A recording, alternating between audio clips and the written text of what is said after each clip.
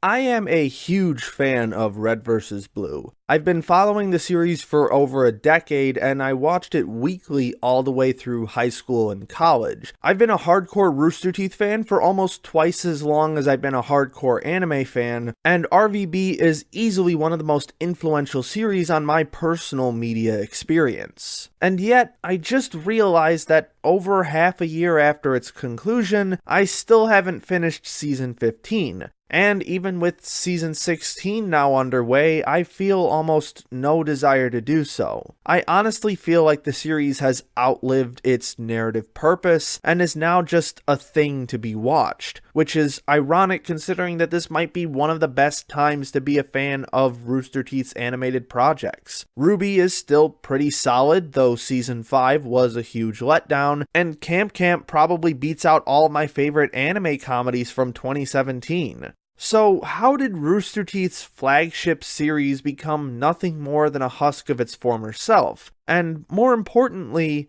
when should it have ended?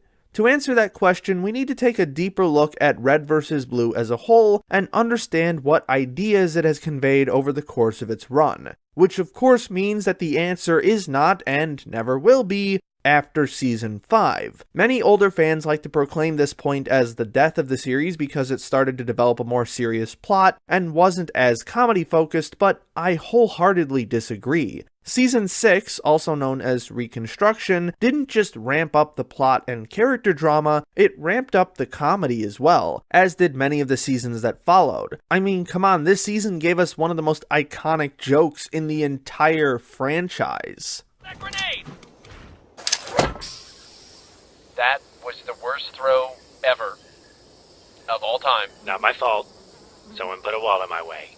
What's more, the pacing and continuity issues that began to overburden the Blood Gulch Chronicles in Season 5 have mostly disappeared, leaving room for an entirely new and entirely better story. In terms of thematic constructs, Reconstruction was basically the start of an entirely new thematic idea as the result of ending the BGC. The pervasive themes throughout Blood Gulch could be seen as learning to deal with the situation that you've been dealt, and understanding that the people you interact with should be judged on a more personal level, rather than because someone told you that they're good or bad, which is stated in its entirety in Church's last speech in episode 100.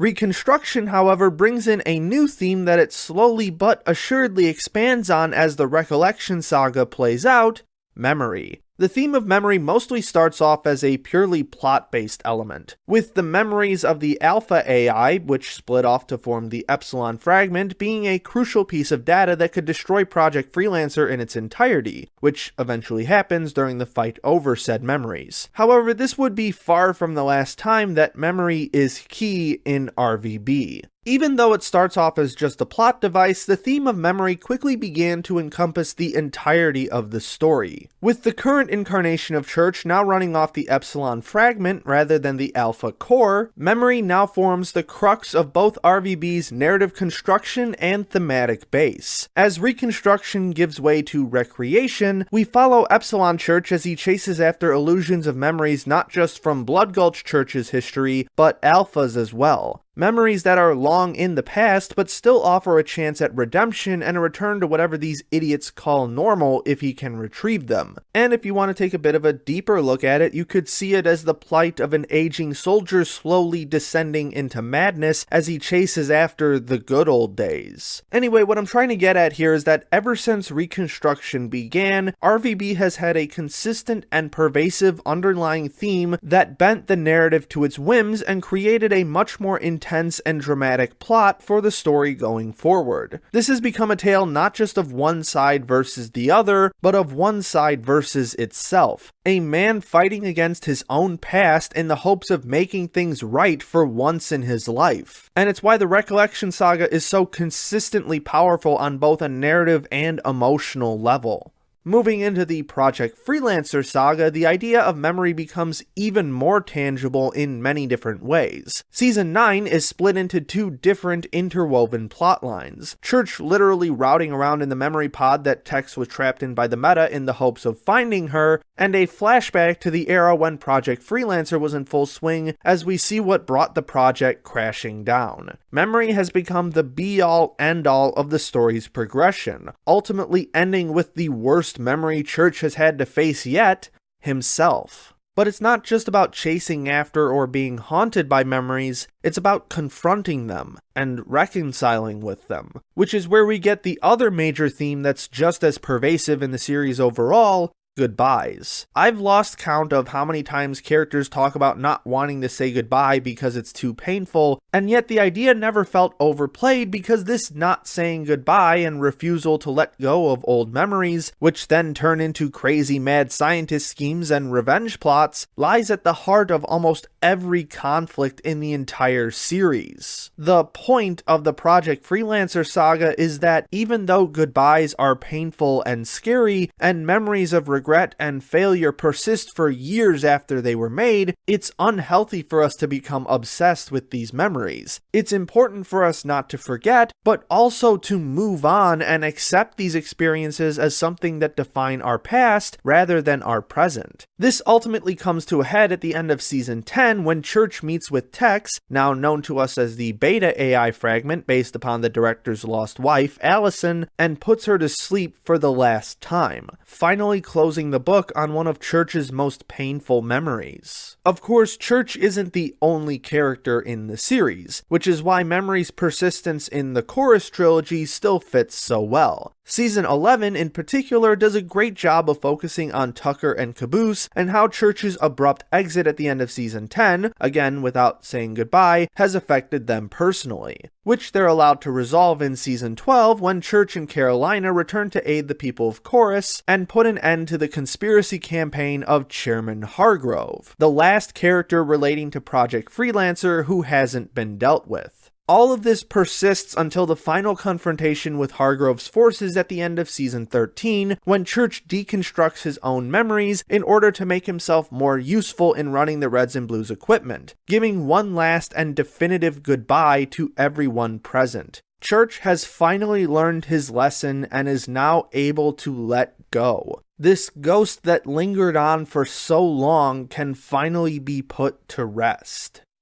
And then Season 15 happened. We'll skip over Season 14 for now since it's just a collection of side stories, but as Season 15 winds on, it becomes an incredibly difficult watch due to a variety of reasons, the biggest of which being that it has no point. I find myself falling back on that age-old question. You ever wonder why we're here?